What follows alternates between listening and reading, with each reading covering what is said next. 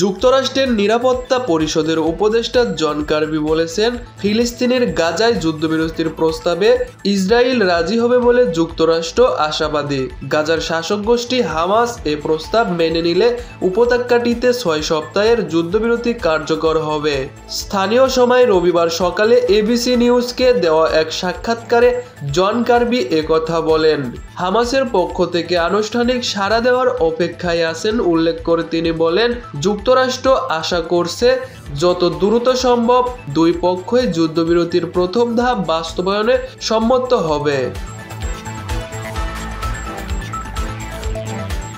জন কার্বি আরও বলেন, 6 সপ্তাহের যুদ্ধবিরতির প্রথম দফায় দুই পক্ষ বৈঠকে বসবে।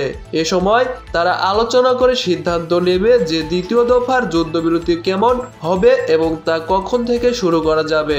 যুক্তরাষ্ট্রের প্রেসিডেন্ট জো বাইডেন গত সপ্তাহে গাজায় 3 ধাপে যুদ্ধবিরতির বাস্তবায়নের প্রস্তাব দেন। প্রস্তাব অনুযায়ী গাজা উপত্যকায় মানবিক ত্রাণ সহায়তা বাড়ানো হবে।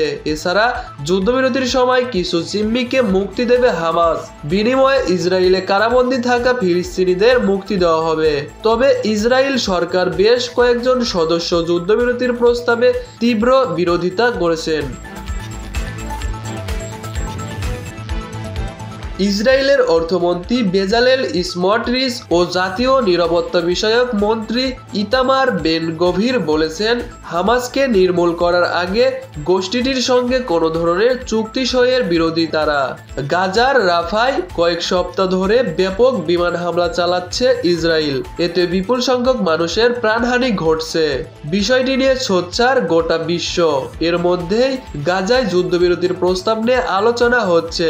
ফিলিস্তিনের শরণার্থীদের জন্য জাতিসংঘের ত্রাণ ও কর্ম বিষয়ক সংস্থা জানিয়েছে, রাফার 36টি আশ্রয় শিবিরে বাসিন্দাদের চলে যেতে বাধ্য করা হয়েছে।